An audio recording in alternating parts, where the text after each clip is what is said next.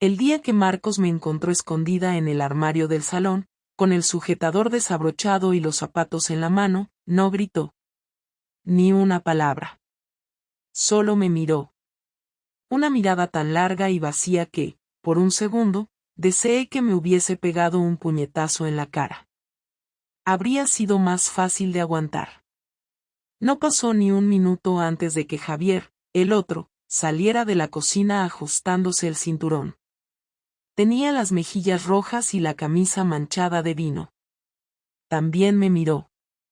Pero con esa mezcla de nervio y culpa que tienen los hombres que no están enamorados, pero no quieren quedar como cobardes. No dijo nada. No hacía falta.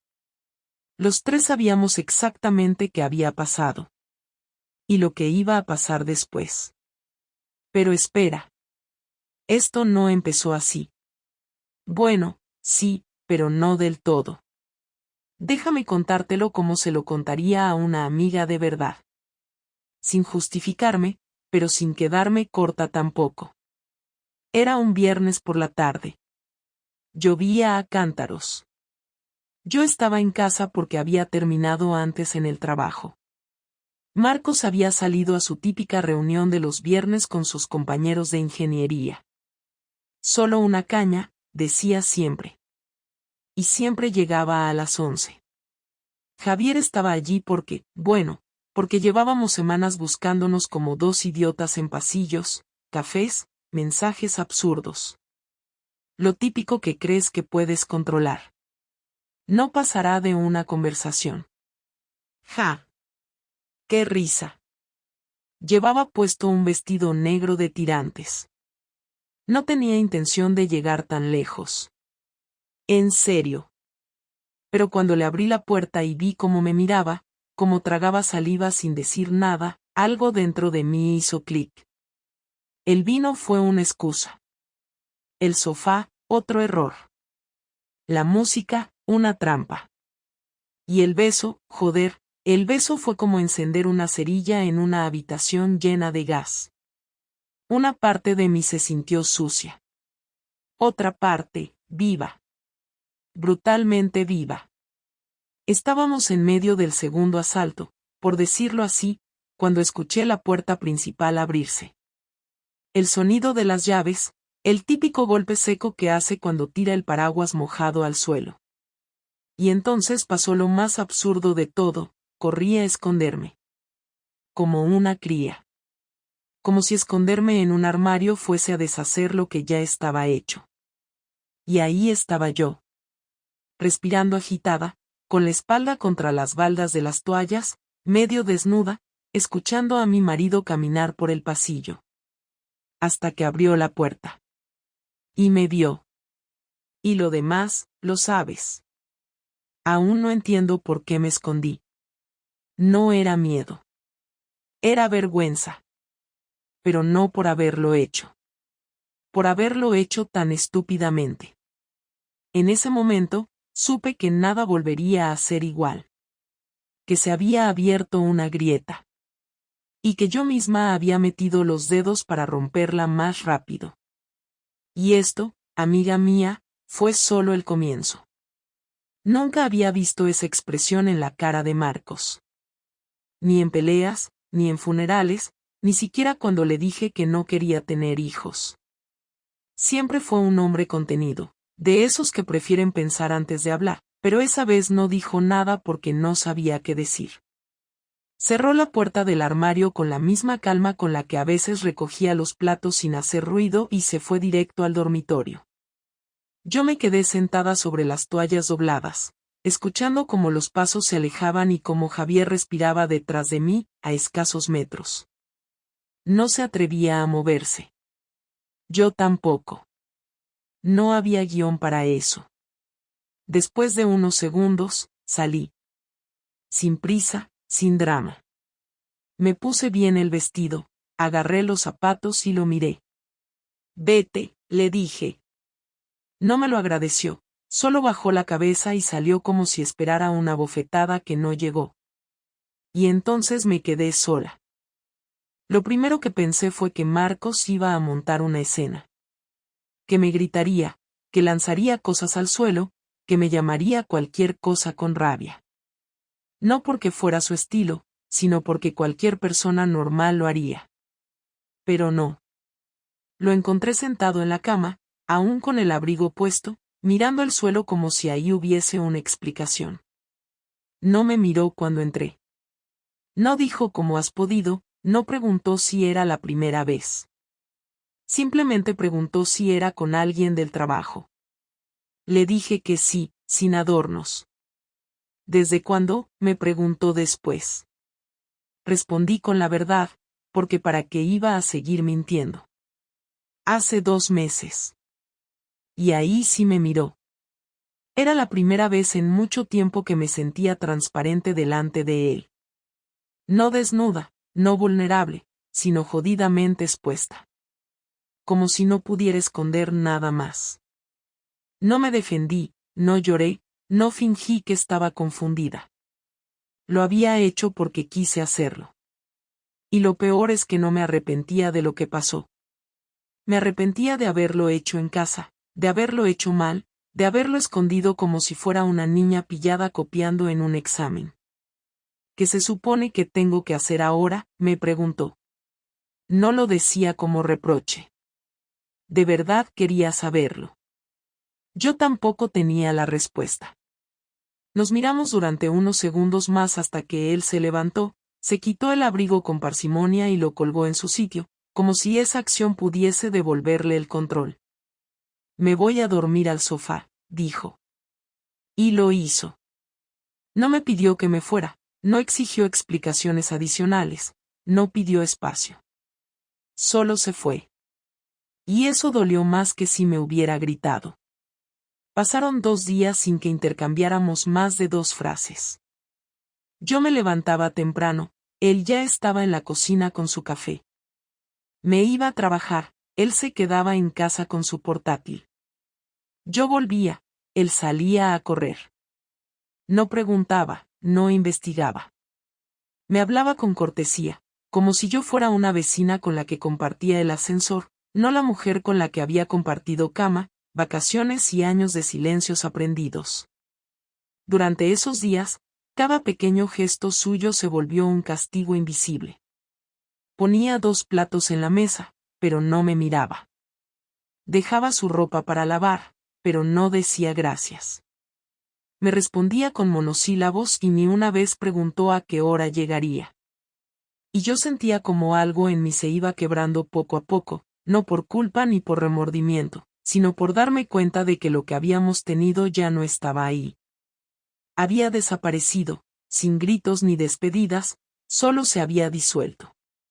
La primera señal de que algo estaba pasando con el vino de su madre. Me llamó el jueves por la tarde para decirme que Marcos había pasado por su casa. No viene desde hace meses, Clara, ¿todo bien entre vosotros? Le dije que sí, que solo había tenido unos días complicados. Ella no se lo creyó, pero no insistió. Entonces me di cuenta de que él estaba moviendo ficha, solo que no conmigo. Estaba hablando con otros, preparando algo, y yo no tenía ni idea de qué. El sábado por la mañana, me despertó el sonido de la ducha. Era temprano, más de lo que Marco solía levantarse un fin de semana. Cuando bajé a la cocina, ya no estaba. Sobre la mesa había una nota: he salido, no me esperes. Eso era todo. 3 palabras, ni siquiera con su letra de siempre. Rápida, escrita con prisa. Algo me dijo que esa mañana no era como las otras. Pasé el día entre el sofá y el móvil, sin atreverme a escribirle, sin saber si tenía derecho a preguntarle dónde estaba. Me sentía como una intrusa en mi propia casa. Ni Javier ni nadie del trabajo me escribió. Nadie sospechaba nada. Todo seguía igual afuera, pero adentro el orden se había roto. Volvió a las 8. Vestido como si hubiese estado en un sitio importante, camisa planchada, colonia, el pelo aún húmedo. Entró como si nada. Me miró, dejó las llaves en su sitio y dijo: quiero enseñarte algo. Yo no pregunté qué. Solo lo seguí. Subió las escaleras, entró en el despacho y abrió su portátil. En la pantalla había una carpeta con mi nombre. Dentro, cientos de archivos. Fotos, conversaciones, capturas, correos. Todo. Cada vez que me quedé trabajando hasta tarde, cada vez que dije que iba al centro con una amiga, cada mensaje de Javier, cada palabra escrita desde el deseo o el aburrimiento o la emoción. Todo estaba ahí. No solo las últimas semanas. Los últimos 3 meses, quizá más. Yo no sabía cómo ni cuándo lo había hecho. No supe si me había seguido, si me había leído el correo, si había contratado a alguien. Solo supe que lo sabía todo. Y que había esperado para mostrarlo. Para que yo lo viera. Para que entendiera que no solo había sido pillada. Había sido expuesta. Al detalle. ¿Es esto todo?, me preguntó, señalando la pantalla. Asentí. Hay algo más que debas saber, insistió. No guardó silencio un momento. Luego dijo, entonces ahora sí podemos empezar a hablar. Y ahí supe que no iba a perdonarme. No porque no pudiera. Sino porque no quería. La conversación no empezó con reproches ni con insultos, sino con algo mucho más frío. Marco sacó una libreta y un bolígrafo, se sentó frente al escritorio como si fuera a redactar una lista de la compra y me pidió que me sentara en la silla de al lado. Me dijo que necesitaba entender todo antes de tomar decisiones. Lo dijo sin levantar la voz, sin mirar al suelo ni al techo, con los ojos puestos en mí como si estuviera interrogando a una testigo y no a su esposa. Me preguntó cuándo fue la primera vez que besé a Javier, cómo ocurrió, dónde.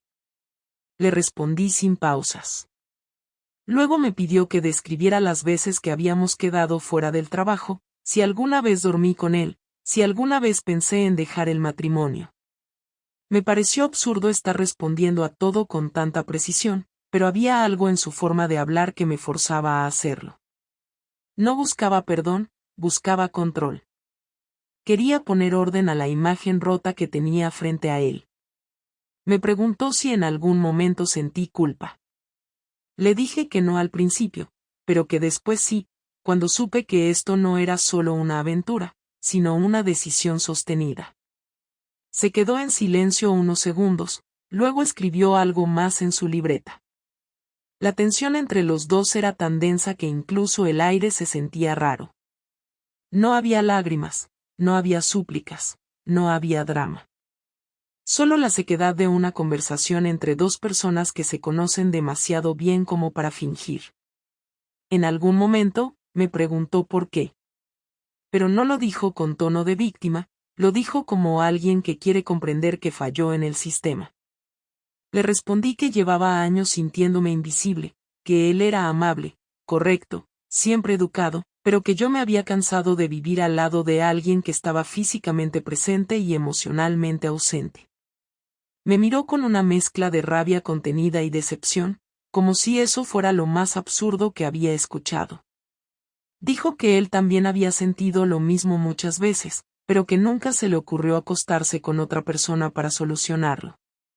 Le dije que no buscaba solución, que no hice esto como respuesta a nada, que simplemente pasó porque dejé de pensar en las consecuencias. Fue entonces cuando su voz cambió. Cerró la libreta, se levantó de la silla, y por primera vez me habló sin ese tono clínico.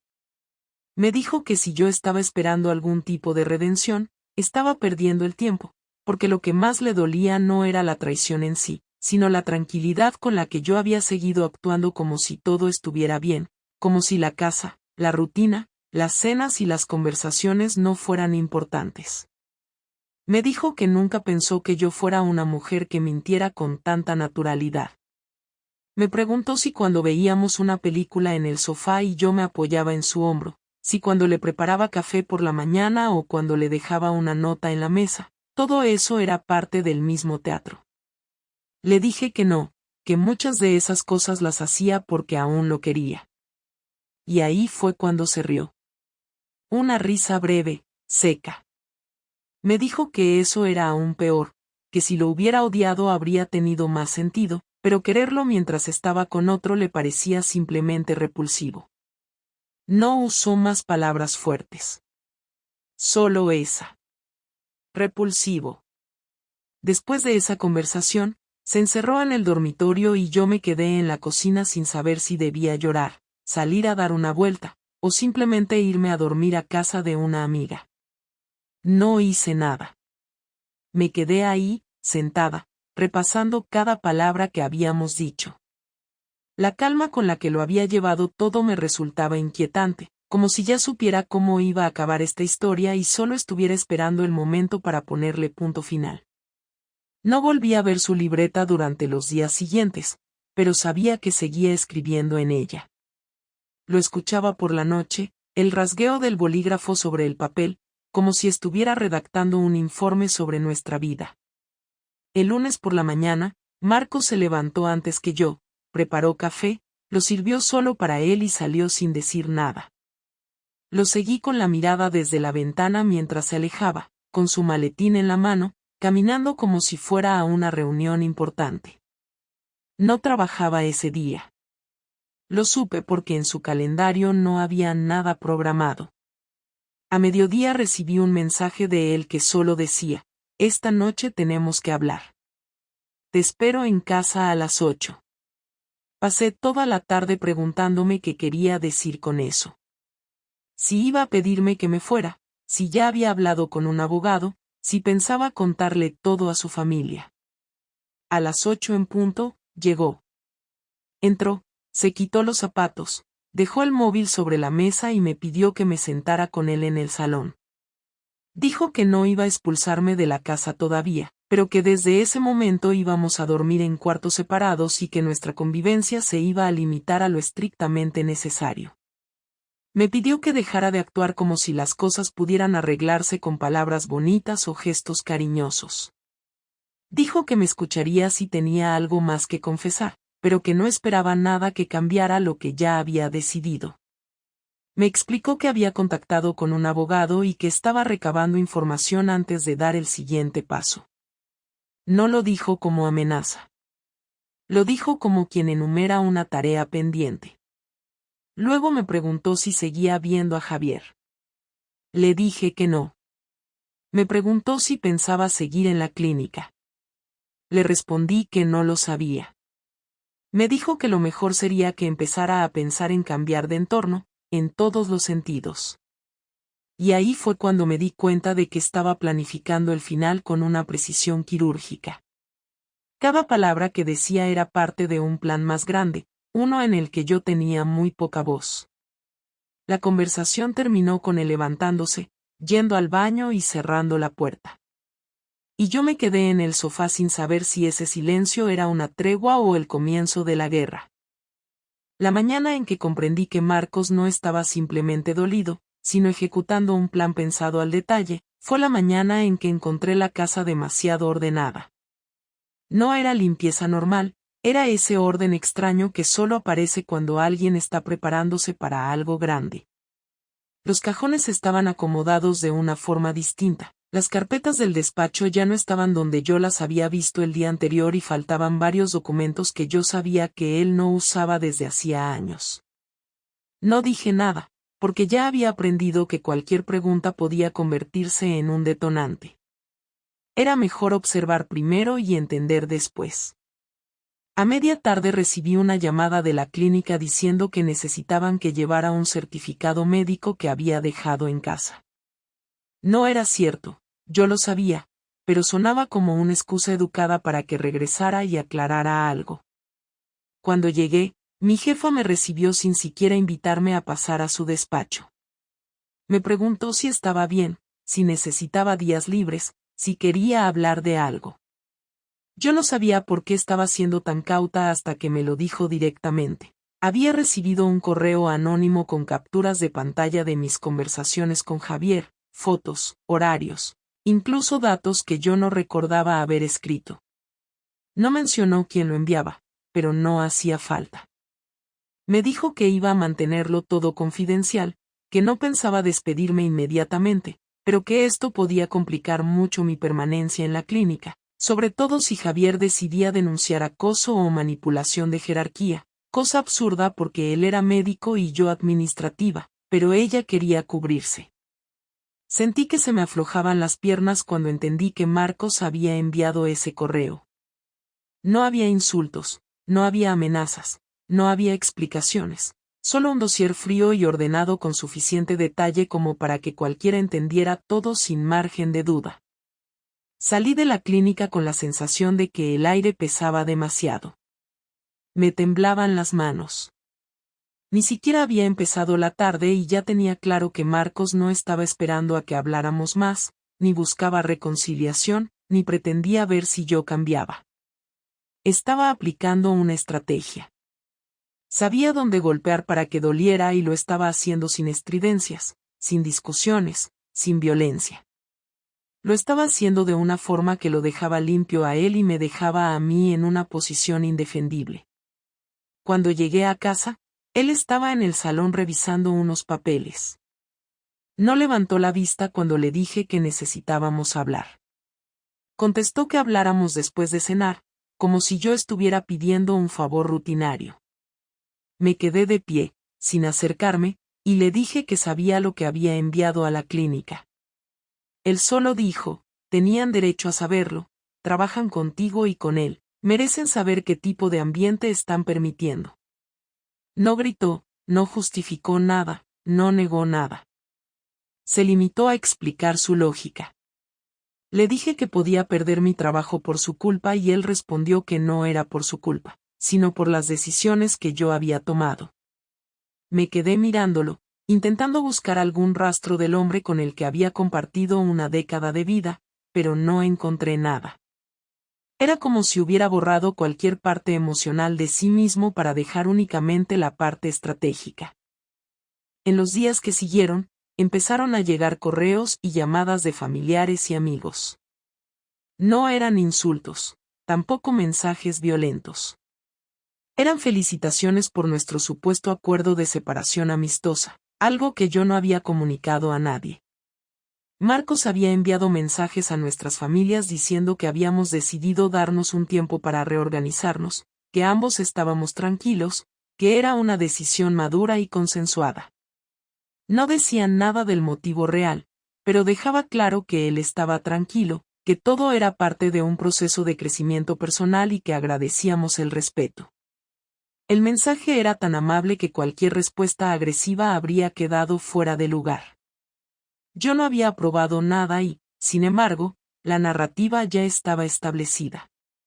Si yo decía ahora que había sido infiel, él quedaría como el hombre sensato que prefirió no humillarme públicamente, y yo sería la que rompía la supuesta calma.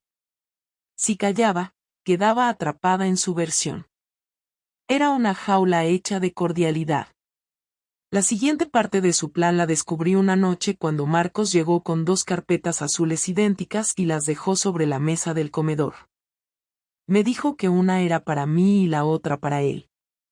Eran documentos legales. Había hecho una preconsulta con su abogado y tenía borradores de separación de bienes, acuerdos de convivencia temporal y propuestas de división de gastos. Todo redactado como si ya hubiéramos tomado una decisión conjunta. Me dijo que no tenía prisa, que podíamos revisarlos con calma, pero que él prefería que las cosas quedaran claras antes de que la situación se volviera insostenible. Me preguntó si quería agregar algo más a la carpeta, como horarios de visitas futuras si decidíamos adoptar o tener un hijo, y la forma en que podríamos gestionar la venta de la casa si llegaba el momento. Lo dijo con una frialdad que me resultó insoportable. Yo no podía pensar en hijos ni en ventas ni en acuerdos. Ni siquiera podía pensar en una versión futura de nuestra relación que no fuera estar en el mismo salón tratando de adivinar en qué momento exacto se había roto todo. No pude contenerme y le dije que lo que estaba haciendo no era justicia ni equilibrio, que no estaba intentando entenderme ni hablar sobre lo que nos había llevado hasta aquí, que estaba simplemente intentando arruinar mi trabajo, mi reputación y mi entorno. Marcos me respondió que no estaba arruinando nada, que solo estaba informando a quienes necesitaban saber, y que si mi entorno se estaba derrumbando era porque yo lo había construido con una base débil. Le dije que eso era una manera elegante de decir que quería destruirme sin mancharse las manos.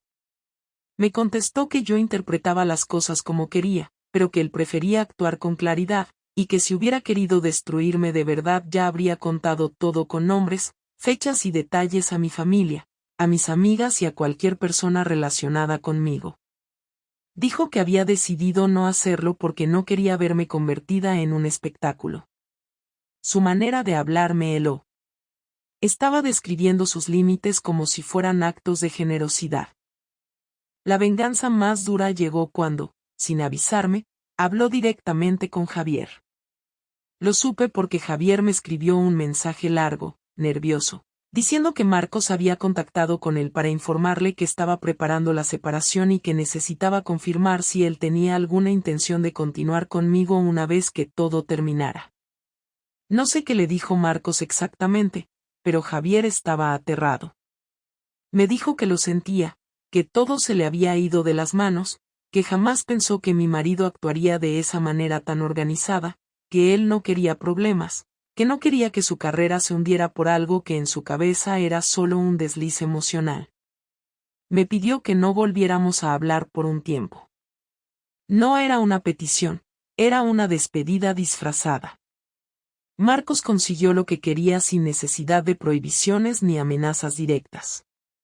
Simplemente le mostró a Javier que el terreno era demasiado peligroso para él. Esa noche, cuando Marcos llegó, le pregunté por qué había hablado con Javier. Me dijo que quería entender si yo tenía un plan para rehacer mi vida con él o si todo había sido un episodio pasajero. Añadió que necesitaba saberlo para definir cómo enfocaría la separación.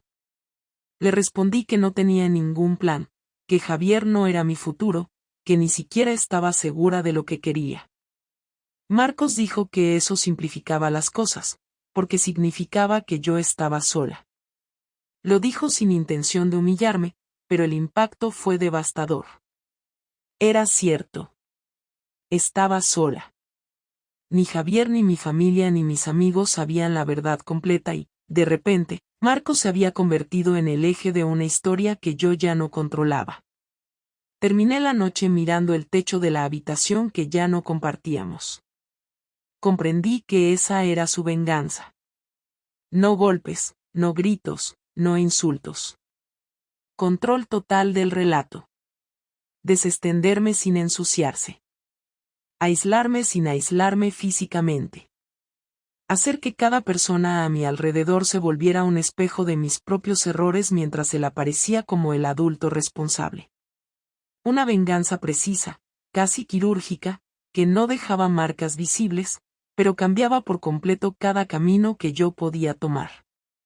Marcos no solía ser una persona emocional, pero la noche que decidimos tener la conversación final, esa que ninguna pareja quiere tener aunque sabe que es inevitable, dejó claro que ya no estaba reprimiendo nada, solo había estado esperando el momento exacto para cerrar todo sin posibilidad de retroceso. Me lo dijo directamente, sin rodeos ni dramatismos. Me senté frente a él, en la mesa del comedor, sin copa de vino, sin música, sin distracciones, y cuando vi que puso su móvil boca abajo y cruzó los brazos como si no pensara levantarse hasta que todo estuviera dicho, supe que no podía seguir fingiendo que lo nuestro tenía salvación. Me preguntó si todavía me sentía capaz de vivir con él bajo el mismo techo durante el tiempo que durara el proceso de separación. Le dije que sí, aunque en el fondo no lo sabía. No por comodidad, ni por interés, sino porque no me sentía preparada para salir con una maleta sin rumbo claro. Me preguntó si tenía pensado irme con Javier. Le dije que eso ya no era una opción. Me preguntó si me arrepentía de lo que había hecho. Le dije que sí, pero no con la urgencia o el dramatismo que él quizás esperaba, sino con un cansancio brutal. Me arrepentía porque había perdido algo que no iba a recuperar, porque ya no podía mirarme al espejo sin pensar en todo lo que había destruido por decisiones mal tomadas, por silencios mal entendidos, por no haber hablado cuando aún estábamos a tiempo. Marcos respiró hondo, apoyó los codos en la mesa y me dijo que él también se había equivocado, pero no de la forma que yo quería escuchar. Dijo que se había equivocado al pensar que el respeto podía sustituir la cercanía, que la estabilidad era suficiente para mantener una relación, que la rutina era un mal necesario.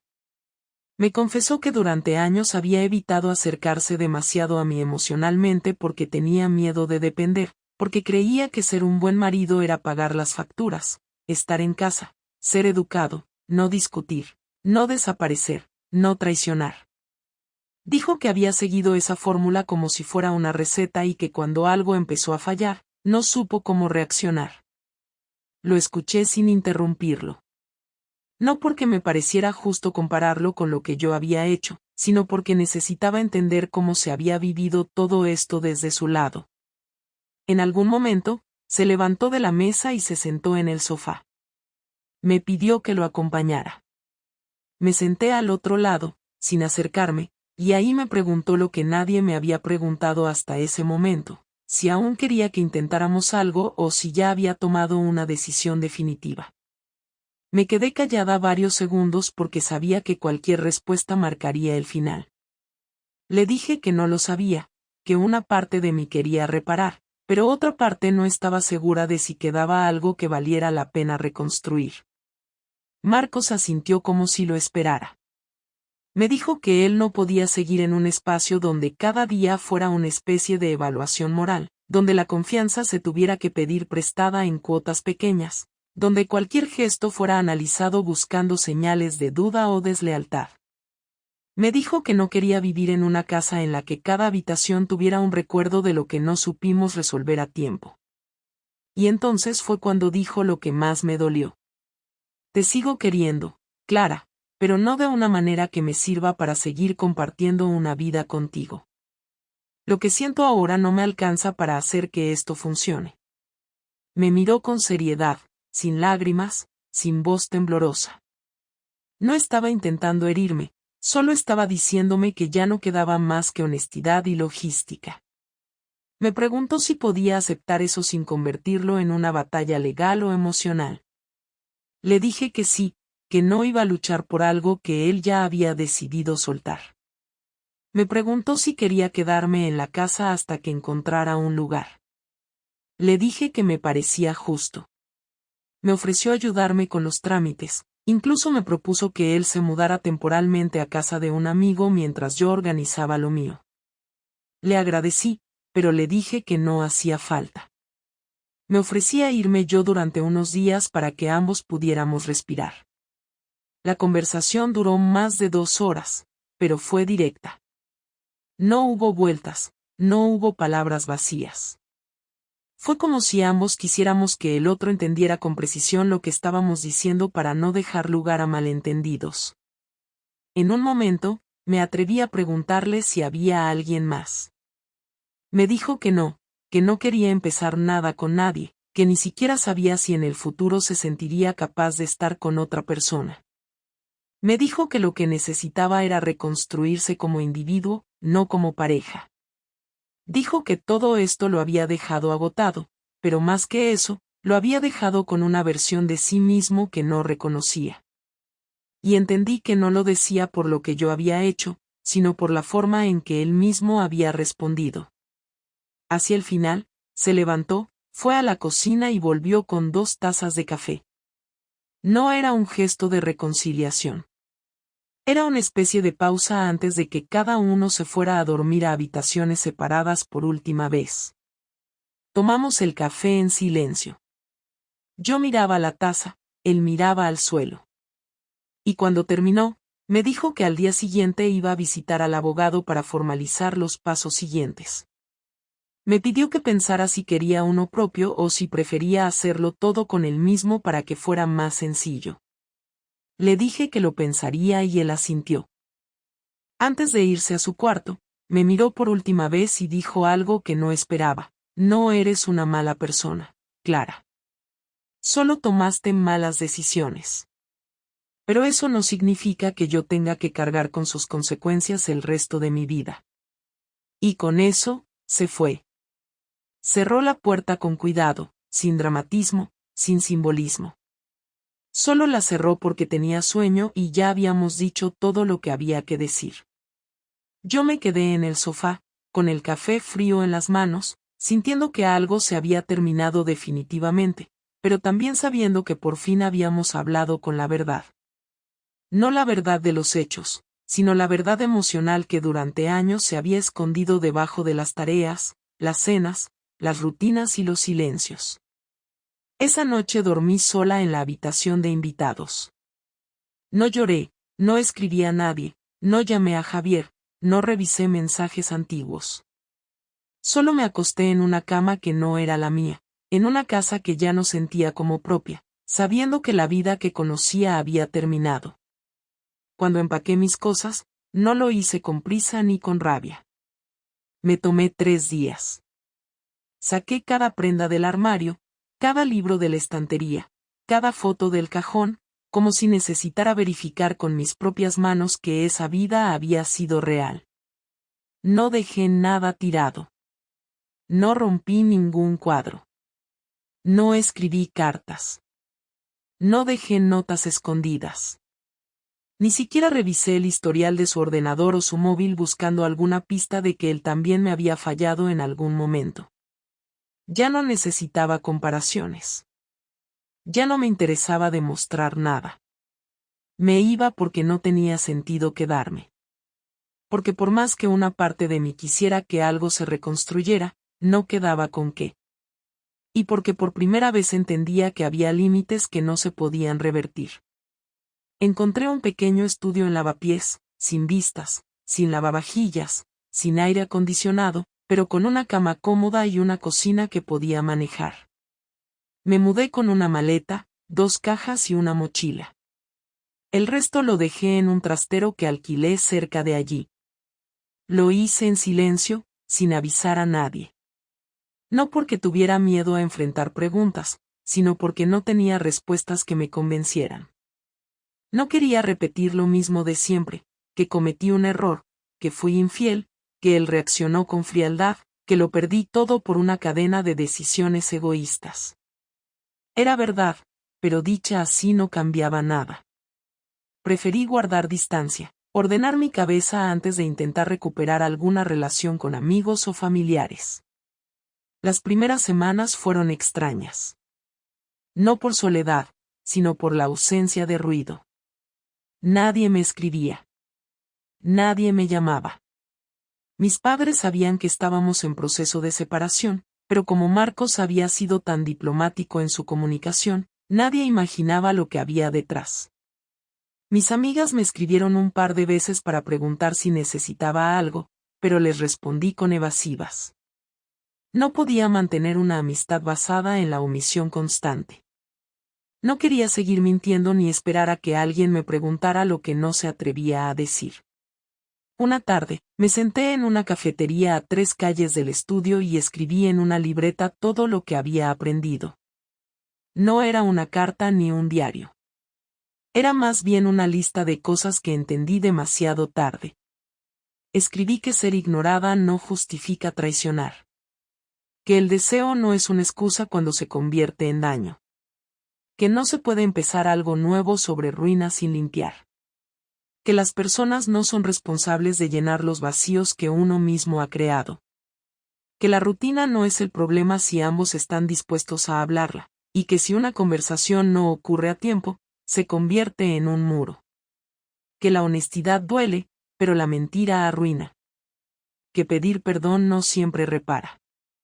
Que a veces el otro no perdona no por crueldad, sino porque perdonar significaría negar su propio límite. No escribí esas cosas para sentirme bien. Las escribí porque no quería olvidarlas. Porque si algún día volvía a estar con alguien, quería hacerlo desde otro lugar. No desde la necesidad, no desde la costumbre, no desde el miedo al fracaso. Quería hacerlo sabiendo que si volvía a equivocarme, al menos sería con otra conciencia. No volví a saber de Javier. No volví a escribirle. No intenté explicarle nada. No lo culpo. Él no me debía nada, y yo no tenía derecho a exigirle respuestas. Fue parte del error, no su causa. Lo dejé ir en silencio, igual que lo dejé entrar. Con Marcos, el proceso fue igual de tranquilo que la conversación que cerró todo. Usamos el mismo abogado. Firmamos en el mismo despacho. No hubo discusión por la casa, ni por el coche, ni por las cuentas. Nos sentamos, firmamos y nos dimos la mano. No hubo abrazo, ni despedida emocional. Solo un cuídate que él dijo antes de salir por la puerta. Yo me quedé sentada un minuto más, no porque esperara que volviera, sino porque necesitaba ese segundo extra para acomodar mi respiración. No nos hemos vuelto a ver desde entonces. No lo sigo en redes. No pregunto por él. No tengo idea si está con alguien, si cambió de trabajo, si sigue en la misma casa. Y me parece bien así. Ya no necesito saber. Ya no estoy pendiente de su vida para justificar la mía. A veces me preguntan si lo extraño. No sé qué responder. A veces creo que sí, otras veces me doy cuenta de que lo que extraño es la imagen de lo que fuimos, no la realidad de lo que éramos. Y eso es distinto. Porque idealizar a alguien que ya no está solo retrasa el momento en que uno empieza a vivir con lo que queda. Pasaron 4 meses desde la separación cuando decidí contarle la verdad a mis padres. Me costó, no porque temiera su reacción, sino porque decirlo en voz alta era aceptar todo sin matices. Les conté lo que pasó, cómo me sentí, qué decisiones tomé y por qué. No buscaron justificarme. Me dijeron que me equivocaba si creía que ya no me querían por eso, pero también me dijeron que no iban a aplaudir lo que hice. Me ofrecieron acompañarme sin necesidad de defenderme. Y eso fue más valioso que cualquier absolución. Hoy puedo decir que estoy bien, aunque eso no signifique feliz. Estoy en paz, que es distinto. No me levanto esperando que alguien me perdone. No me acuesto pensando en lo que habría pasado si hubiese actuado de otra forma. Sé lo que hice. Sé lo que provocó. Y sé lo que perdí. Pero también sé que quedarme atrapada en la culpa no devuelve nada, solo lo aplaza. La culpa sirve si empuja a uno a cambiar, no si lo deja inmóvil. Y eso lo entendí con el tiempo, no con excusas. Ahora vuelvo del trabajo en metro, cocino para una sola persona, limpio un espacio pequeño, y los domingos a veces salgo a caminar por el Retiro sola. No necesito compañía para justificar mis pasos. A veces me encuentro con alguien conocido y sonrío sin explicar demasiado. Ya no busco aprobación. Solo claridad. No estoy segura de si volveré a enamorarme, pero tampoco lo descarto. No me siento rota, solo más cauta. Más atenta. Más dispuesta a hablar cuando algo duele antes de que se vuelva un abismo. Más dispuesta a escuchar cuando el otro se empieza a apagar. Si algo aprendí es que los finales no llegan de golpe, se construyen con pequeñas decisiones no tomadas a tiempo. Y que el amor no se mantiene solo con deseo o con promesas. Se mantiene con hechos. Con presencia. Con respeto. No espero que nadie me entienda. Ni que esta historia sirva de ejemplo. Solo quería contarla como se cuenta una verdad.